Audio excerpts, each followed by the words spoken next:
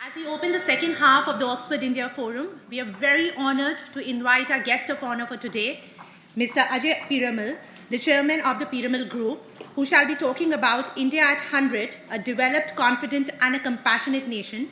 And this particular panel will be moderated by Vivek Agarwal, the country director India of Tony Blair Institute of Social Change.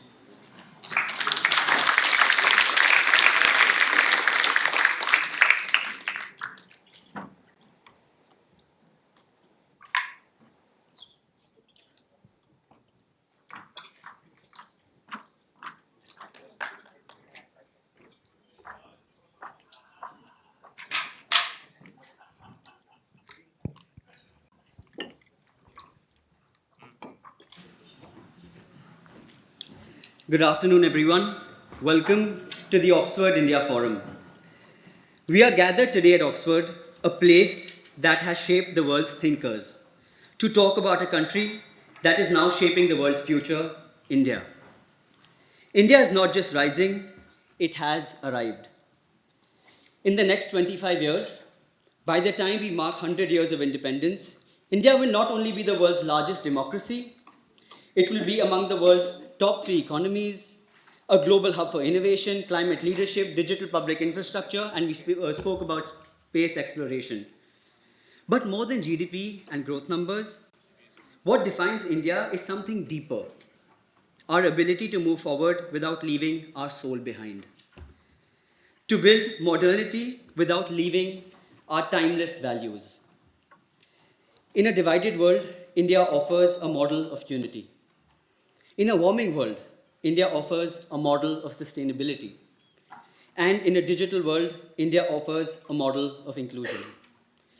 This is not just India's decade, this is India's destiny. And no force on earth can stop an idea whose time has come. And with that, I would like to welcome our guest of honor, Mr. Ajay Piramal. We are so grateful that you are with us.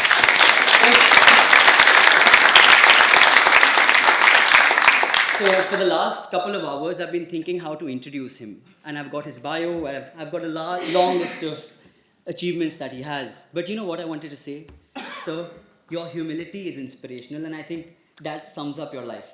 And we are so grateful you're gracing us at the conference. Can I please request the Pro Vice Chancellor, Mr. Chas Bountra, to give him a token of appreciation?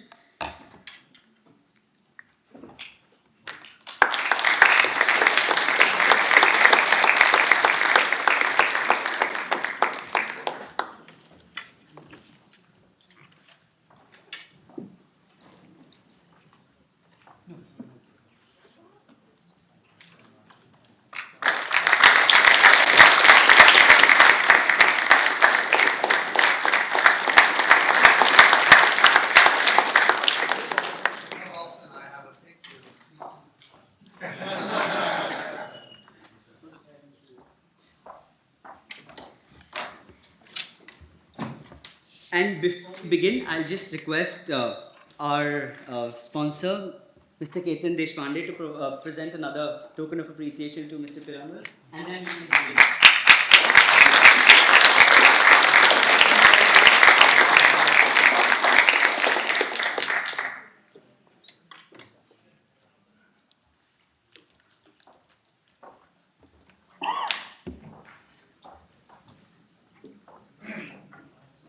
Good afternoon, everyone.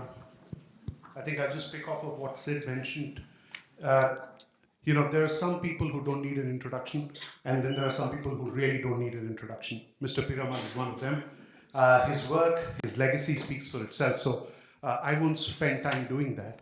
But I just wanted to say I have 2 rare privileges today. The first is, of course, to be speaking with Mr. Piramal here today. And the second is to do it with such a special audience, right, where there are change makers who are going to sort of shape the narrative for countries, continents, and the world in the coming years. I just wanted to start with a quick disclaimer. I'm going to try and shut up as much as I can and let Mr. Piramal do all the talking. So my questions are going to be crisp, and I'll turn it over to him to sort of answer. So Mr. Piramal, I just wanted to start from the start. You've had a very interesting journey. And in some ways, if I think, it started when you were in your 20s, you traversed several sectors from textiles to pharma to financial services. Can you take us back to those early days and share what basically drove your choices?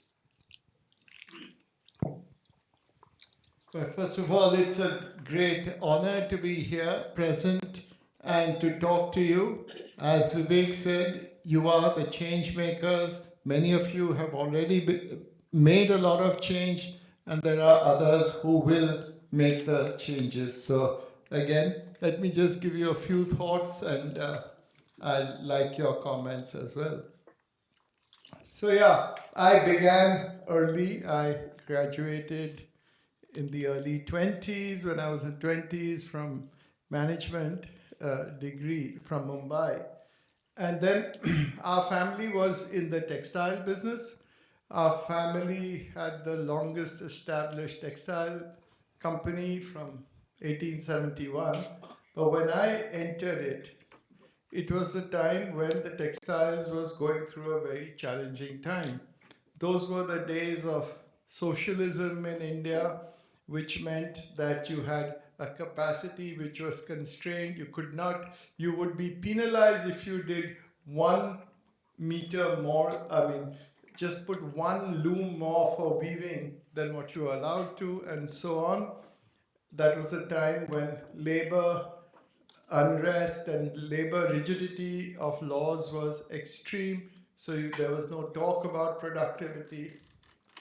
And there was at that time also an encouragement by Indian government in terms of taxation, so that the smaller the looms, the people who made smaller factories would have a advantage in tax. So all that was on one side. Then you had a very famous textile strike.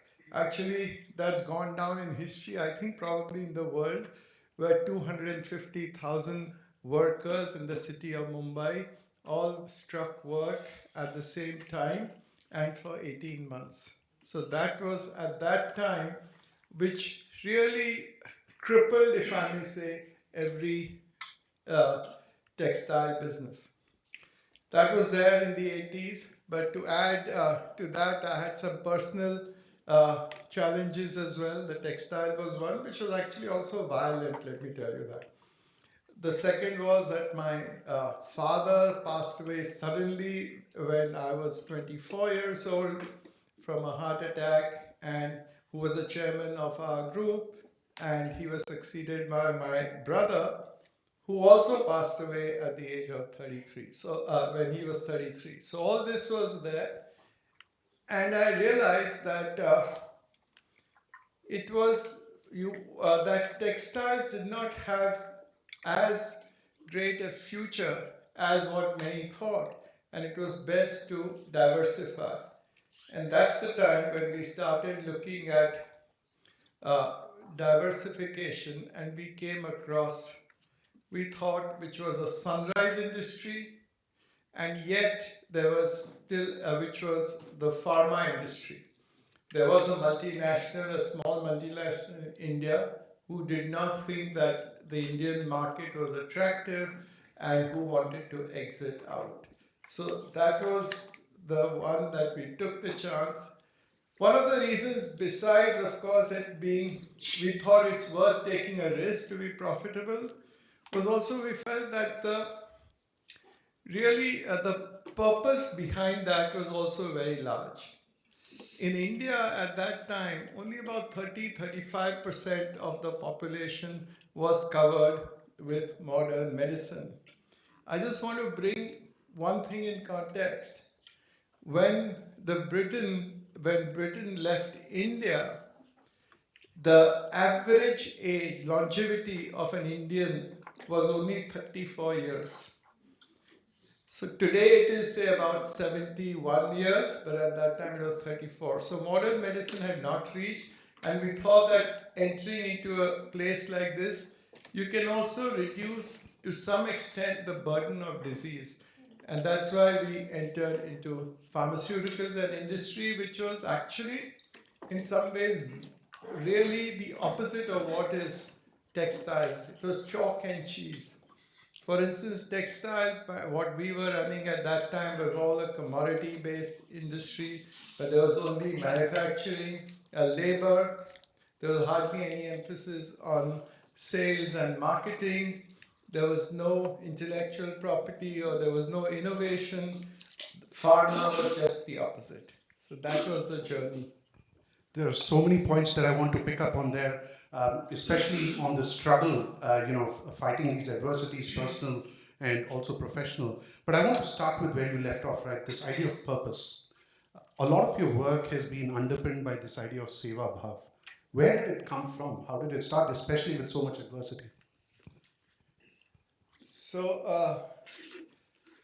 I'll talk about adversity as a separate thing. But seva bhav actually it goes back to my to the family legacy. I've been fortunate to be born in a family where my grandfather was in the early 1900s, was in a village in Rajasthan, and he had just 50 rupees in his pocket when he came to Mumbai to try his luck in business. He did some trading and all that, and he made some money. Not huge amounts of money, but the first thing that he did when he made even a little bit of money was he went back to his village and then started. And remember, this is pre-independence, where the literacy rate in India when the British left in 47 was just 17%. So, we all talk a lot about how the great empire was good for India, but we must remember, literacy was 17%, age, the longevity was 34%. Today, literacy is 98%. So anyway, he started a school, and the first student of that school was actually from what was then called a Dalit, or what is now called that was called a Harijan and now called appropriately a Dalit. That was the first student, so think about it in that era. And then he started another school, which was for girls. Again, if you look at Rajasthan at that time, is a very conservative, whether to get a girl in school, girl child in school, or to get a backward class student in school was a big thing. And if I look at the amount of percentage of his wealth that he get for a social cause is much more than what I have in my life ever done. So that is what is the gene, that is what has inspired us. And that's where we come to this concept of seva bhav, which is actually ingrained in our Indian culture. Very often when I see globally people when they are doing philanthropy, and they are really big philanthropists, they are spending a lot of their wealth in this. But it's a different type. It is looking like I am at a higher level. The person who is getting who is getting the benefit of my philanthropy is at a lower level. So I am doing the giver. I think our Indian concept is one giving, but giving or seva is giving with service, actually, seva is service, with compassion and with love. That is the ad. So when you are giving something to somebody else, you feel that it is in some ways your obligation to do that. And you do it because you are grateful that you have an opportunity to do it, and you feel happy and you give love. That is, like I say, the example is how a mother who is feeding her newborn baby, when the baby, in those days, the mother will have to spend sleepless nights, will have to undergo whatever the challenges are of motherhood, which only a mother knows. But she still does it with love. I think that is what I feel is the concept of seva bhav. That is what our culture has taught us. That is what we try to do in our foundation, where we have 5,000 full-time people working on the field, trying to give this method of service. Beautiful. Seva is the Indian DNA. Since you brought up India, I'll switch gears a little bit to India now. You've had a phenomenal rise and phenomenal trajectory. India is also having a great trajectory right now. It's booming and in an ascendant state. What do you think is driving this growth in India? I think I like the way Siddharth introduced the topic today. Yes, India today is really the fourth largest economy today. If you look at in terms of GDP growth, we are the fastest growing large economy. And I want to give an example from the COVID times. If you all remember, it was early in 2020 when COVID struck the world. And at that time, India was actually had a lockdown, which was, according to a study by Oxford, since we're in Oxford, Oxford had a stringency index, which showed that India had the most stringent lockdown. And everybody here, especially the global press, was so critical about India, that India, and you had so many images of people going to the villages, with all their bags on their head and packed, etc., etc. So it was a challenging time. And India actually came out and did solutions which were unique to India. And what were those solutions? For instance, we spent as a extra spending because of the COVID, we only spent 1.5% of our GDP. The rest of the world and a lot of the developed countries spent 10 to 20% of GDP to relieve their citizens. So many people thought that India is going to actually collapse. But instead of this, what else did India do? India saw to it that 800 million people got free grains in their household month on month. And this could be only possible because of all the digitization that was done in India, whether it is, I'll talk about that later, but yes, just see to it that everybody, the right person got it at the right time. So there were 800 million people who were there. Besides that, I think India actually accelerated the vaccination, first of all, the development and manufacture, and the distribution. We could distribute during that time 2.2 billion vaccines, which no other country or continents have done. And each one had an individual identity of what was the app on your phone. So there was each one, you could only get one vaccine, but everybody had to be vaccinated almost. That was one thing. All the pharmaceuticals industries also stood up. Every available drug which was needed was given to India. Moreover, you'll be happy at a time when the rest of the world and the most developed countries of the world were not allowing any export of either pharmaceuticals or even products like packaging products for pharmaceuticals. That was banned. India exported medicine to the world. We gave vaccines to 300 million vaccines to the world. So all this was done, which means what? That the infrastructure that India had built has become pretty strong. And that's one of the reasons. I'll come to the digital public infrastructure. That has been one of the biggest successes of India. We started what is known as the JAM. JAM stands for J in Hindi, Jan Aadhaar, means it is almost 550 million new bank accounts were opened. Till now, it was not a financially inclusive society, but 550 million bank accounts were opened, where some transfers of money were also done, so the right recipient got it. Secondly, Aadhaar is the unique identity each one has.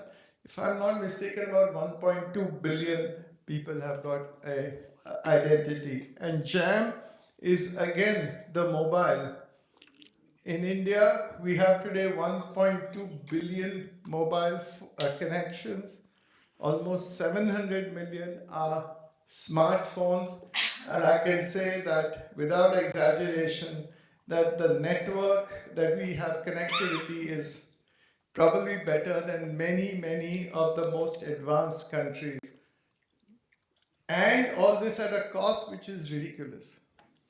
The cost of 1 gigabyte of data in India is 10 cents. And the phone is actually free, virtually. So this is the other thing, the digital thing. Third is, of course, the demographic. Dividend is there. India is the youngest, largest economy. Our median age is 29. Our working population is the highest. And I can go on and on, but yeah, I'll stop there. But there's lots more. Now, this is fascinating, right? I mean, in that COVID story that you just spoke about, that Seva Bhav shines so sharply, where India was, giving to the world while it, or serving the world while it was also, grappling with the problem itself. If I can ask you to do some crystal ball gazing now, as you think about the next 20, 25 years for India, what is going to drive and keep this phenomenal journey continuing at that path that it's on right now? I think what is going to drive is there are lots of new opportunities. And I think many of you are here. I would ask you to really look at it. The amount of investments that are going in tech. How could India have the most successful payment system, which again is free?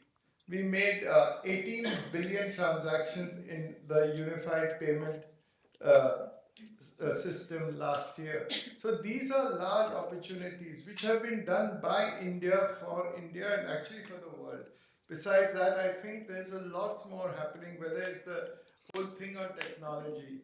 AI, I can see that there's a lot more happening in the startups in the AI field itself. How we can, again, find newer ways of doing things better.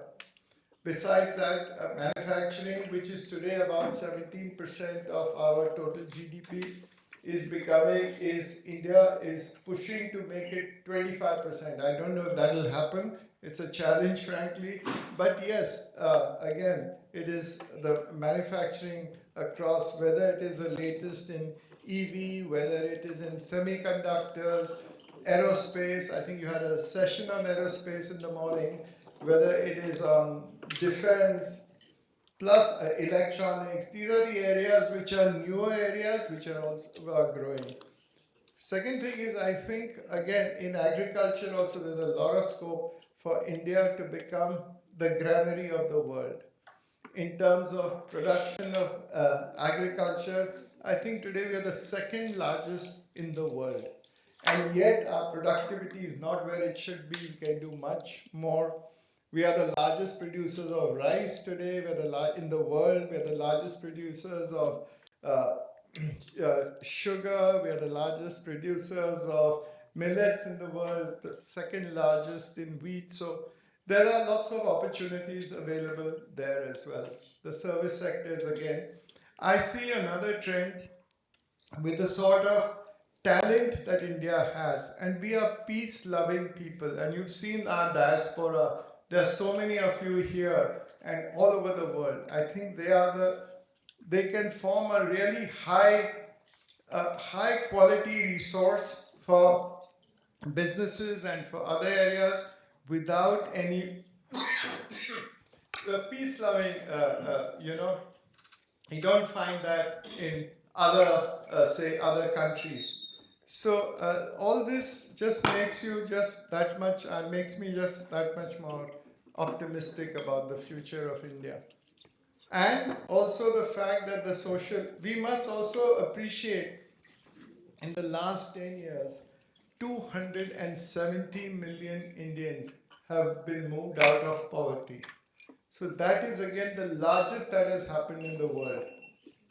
So these are things that give you hope that India will be there. We will definitely become the third largest in some time, I think in the next few years. Matter of 2-3 years, if you're to believe the economists, but I'm pretty sure we'll beat that. I just want to go on to this idea of demography and domestic demand. How big a role do you think this is going to play in the India story in the next 20-25 years? The domestic demand is a very, very important part of the India story. And if you see that our exports are only about 5% of our GDP. So the most of it is domestic. Demand itself is very robust. And as incomes go up, as rural incomes go up, I see that this domestic demand will continue to be there. But doesn't mean that we don't need to improve our exports. We have to do more, because if we don't do that, I think we may not be able to we will become the third largest economy. But we also need to see that our per capita income also goes up. Today our per capita income is still very low, and you have to see that there is overall prosperity of the people. So I think that's there. But just keep a note, actually, because of the domestic demand, we have not been affected as much, whether it was a global financial crisis, whether it has been even recently what you are seeing in the rest of the world, with whether it was COVID, whether it was, everything that had to go wrong in the last 3-4 years has done it. Ukraine and Russia, now the first started with Gaza and Israel, now Iran, and so it goes on and on. But I think, domestic demand is good, but we need to do more. So, just on that note, right, what are the other risks and headwinds that India should prepare for, and how can we sort of mitigate some of those? I think one big headwind, as I can see, is that we will have the demographic dividend is an advantage, but it also can become a challenge. If we are not able to provide the necessary employment to the young people, they would get frustrated. The second challenge actually is that the jobs are changing. And how do you skill people? I'll give you an example. Everybody says that AI which will reduce significantly the jobs. I don't know if it will actually reduce, because new jobs come up. So we did a small experiment in our company, and we said that okay, let's remove some of the back office, the callers. We said okay, that will reduce 6 people or something, which are low cost people. But on the other hand, you have to hire 1 or 2 engineers who are much higher cost. So the total cost of the service remained the same. It just shifted from one set of people to another. And therefore, I think what the challenge is, if we do not upskill our people, we will have a challenge of the whole thing that technology is taking over. So to me, that is a big, big concern, is how we will upskill our people.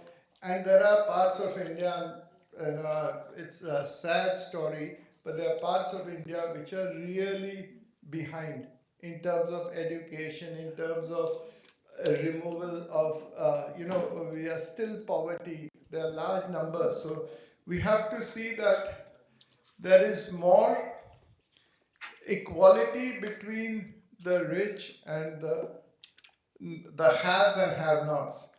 Some parts of India, the average GDP, average per capita of the west part of India is west and south and north actually is 2.2 times that of the eastern India. So we have to ensure that there is equitable growth, which means better jobs. The second challenge for us, climate is a big challenge. 46% of our people are in agriculture, and if there is heat like this, then next day there is cold. If there is rain and there is you know what happens. So that's the other thing. We are also frankly blessed with our neighbors. We unfortunately don't have any friends in our neighborhood. So that is another challenge, which means, so these are some of the risks that we have. You don't choose your neighbors and your relatives, right? So, no. You talked about technology. No, I have great relatives, by the way. Just on the record. You talked about how technology is going to disrupt the services sector and the importance of skilling to sort of backstop that. There's another part which technology might not disrupt immediately, which is manufacturing, because we haven't seen that robotics revolution, at least so far. How do you think India set this massive, ambitious target of 25% of economy by manufacturing? How are we sort of going to get there? What is going to drive the growth behind this? I think one is that we have to have much more ease of doing business. If you have to set up larger, well, as a startup ecosystem, there are no issues. But if you have to set up, which does not really add to the manufacturing, you have to set up a manufacturing plant. Today, the regulations are they're just too much. In today's world, you have to move fast. If you don't move fast, you'll be left behind. And we have the central regulations, then you have state regulations, and then you have local regulations. So I think the ease of doing business is an important thing. The fact that skilling is important, because we need the high quality talent. If you have to make an iPhone, which India is doing a lot, but you need high quality talent. That itself is a challenge. I think the cost of finance in India is much higher than that of the rest of the world. The difference between our cost of funding and the delta between that, so let's say the rate of inflation and cost of funding, our real cost is much higher than that of the rest of the world. So these are some of the issues that we have to do, and we need to put speed. Regretfully, I think we talk a lot about ease of doing business, but it's still taking too long. Our judicial system and the whole entire system has to be accelerated so that we get decisions faster and quicker. Those are very good pointers, and I would have loved to go deeper into them, but I'm also looking at the watch here, and I want to leave some time for some audience questions. So I'll switch gears. I'm in the public policy sector, and the great point is that you're championing something very ambitious. This is the Global Alliance for a Viksit Bharat. Can you share a little bit more about that? Okay, so Viksit Bharat, as you know, is a developed India. And the Prime Minister has also set up a clarion call that Viksit Bharat, or we'll have a developed India by 2047, which is at the 100th year of India. So at a Viksit Bharat, it really means to see that every Indian, every rural India in rural Rajasthan has a good school and a higher education. It means good healthcare is available to all. And the per capita income goes up. Today it is about $3,000. It goes up to $15,000. So all this is there, but there are still parts of India which actually many of us don't even realize are still far behind. I'll tell you an interesting story is that the President of India is a tribal from Orissa. And I had the fortune of meeting her and talking a little bit about the programs that we do for tribals in Orissa. And at the age of 64, what she told me is that she was the oldest surviving person in her village. So the longevity of a tribal, there are about 8% tribals in India, but the average age is 11 years less than what any of us is. So this is one challenge that we have to sort out. So this Global Alliance for Viksit Bharat is trying to get people from both India and globally to see how we can work to alleviate the suffering of these people who are far behind. And the good news is actually the governments are very keen to do it. So I keep saying that if you work with government, give them the credit and work with them. They are willing to go all out. And we spend $1, the government can spend 10, 20 times of that to see that these things happen. Because it's in everybody's vested interest that these people who have been far deprived come up. Otherwise, you will never, with the social media and so on, where people can see what the rich are spending, if you don't bridge the gap, there will be a problem in the future.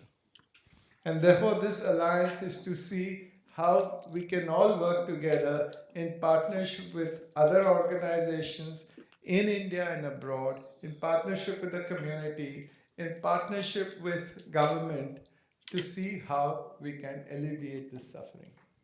It is fantastic and heartwarming.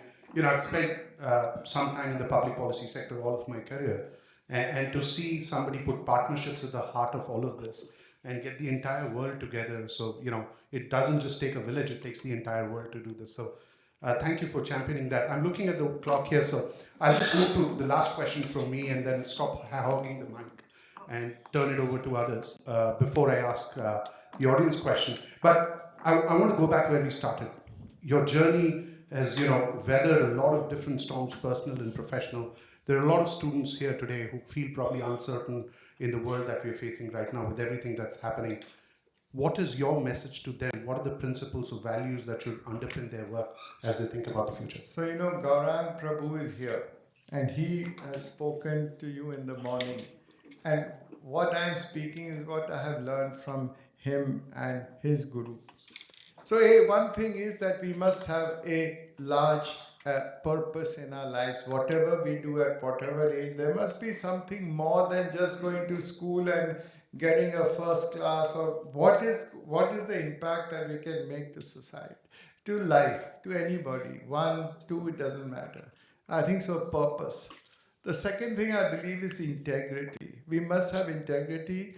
Integrity is the alignment with thought, speech, and action. What your head thinks, you speak, and you do it with your hands. I think that is the second thing. To me, the third thing is that you have to have the courage to go to the path less traveled as well. You don't have to do exactly what people have done. Otherwise, none of the startups will be successful. That is the third thing. And I know there's short time. Fourth is that there will be challenges in life.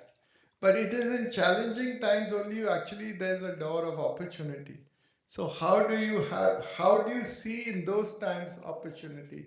If it had not been for a textile problem, strike and all, we would have never gone into pharmaceuticals. So it's there in everybody's life. And there is nobody in the world, even the Lord when he came had difficulties. See where Krishna was born.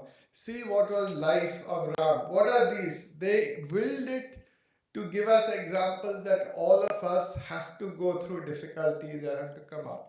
And that will give you opportunities. So I think challenges give opportunity. I would also say that we have to have association with good people. If you don't do that, good people association or satsang, you will be always, because there's always a slippery slope in life. Somebody has to warn and tell you that this slippery slope is not there. I think the other thing is one has to be grateful for whatever we have. So therefore, we have to give back. We have to learn from nature. Nature gives us everything free. Oxygen is free. You realize the value of oxygen only during COVID. And oxygen is free. Water is free for us. Actually, food is also free. The earth gives us.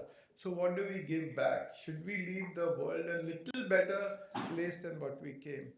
And finally, I believe you have to have faith in a higher power. And one thing which I learned right from the beginning, in terms of priorities, prioritize first has to be your own health. If you are not healthy, you will not survive. And it's both health. In today's world, mental health is as important as physical health. Second thing is your family in order of importance. And the third is your profession or whatever you do. I think that to me is some of the things I feel.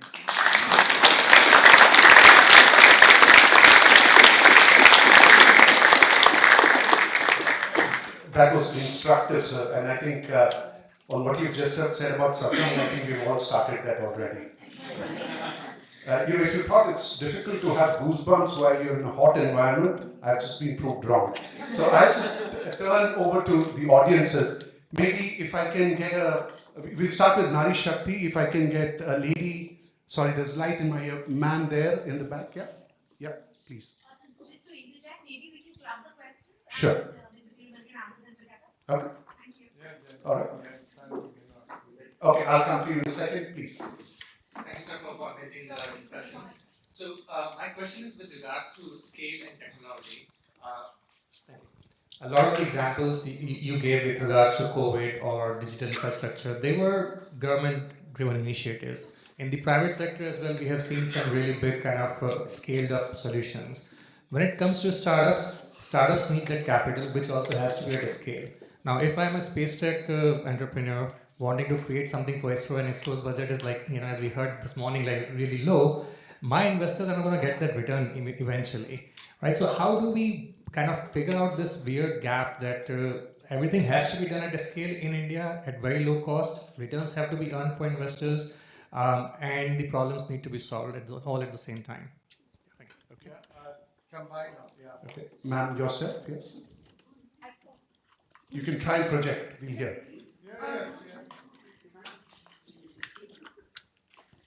Hi, Mr. Piramal. So you're in the pharmaceutical industry, and in my old school, I was teased about this a little bit in a jokey way. But does the global pharma industry use the abject poverty in certain parts of India in their medical trials? And if they do, how do you ensure that that section of Indian society is protected?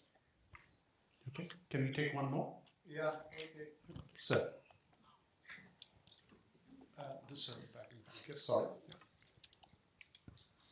I mean, thank you. I mean, sort of, in healthcare, which is what you care about, I mean, across the world we're facing enormous challenges.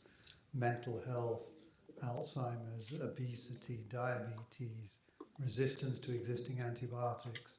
Many cancers are death sentences. I mean, I just wonder whether this is a big opportunity for India and the UK to work together. Because the UK's got, as was said earlier, 4 of the best universities in the world. We've got an NHS system. We have a track record of discovering new medicines. I just wonder if that's another possibility. Okay, so let me try these 2 questions first and then I'll come. I think, first of all, let me tell you that there is a very strict control on clinical trials. So to say that only because of poverty people will take advantage, I think the government would not allow it, and there's enough of regulation to ensure that the trials are done in the right way. In fact, frankly, I think they are so tight that hardly any clinical trials are done in India, and we can do more. Because in India, you have good set of doctors, there are good clinics, there are good, all that. So we need to actually encourage that, because that industry needs to grow up as well. That's the point which I would say that yes, one of the areas where India is not strong, which I would have said is a problem, I should have said it first, is that we are not yet focused on basic research. India is good at development and science. We still need to do much more. And if we can do partnerships, yes, it is possible to do. And it will help both creating research as far as from India's point of view, creating a whole culture of research. And as you know, research also wants a critical mass of people around it, and it would help the rest of the world and the UK as well. And coming to startups, I think one has to start small. There are some schemes which are available with government. There are some VCs are available. But yes, it is, as you know, starting a business anywhere in the world is a challenge. But that is what we have to keep doing it. I remember several years ago, I'd been to Israel and I was meeting some of the founders of startups. And some of them have failed 6 times, 7 times. and then they succeed. So I think you have to keep doing that. But there are new areas. I mean, actually I see now these drones and all which were used in the recent conflict, many of them were started by, very small people. So I think we have to look at opportunities, and let me tell you, if you fail, it doesn't matter. In India, failure is looked upon as a negative thing, and families say, "Abhi kya ho gaya? Now you please start, take a job." All those days are gone. We have to take risks. You have been educated. You have been brought up in an environment which is very different from the time when we were growing up and when our parents were. So look at it with optimism. Yes, failure will be there also. Thank you so much for that, sir. I can. All right, please. This will be the last question we'll be taking. This timer is Hello, flashing sir. on. Thank you so much for this opportunity. I just wanted to ask if this is a very hypothetical question. If you had to just restart your career all over again in 2025, what industry would you choose and why? I only know one thing, that if I had to reborn, I would like to start and be born in India. That much is definitely.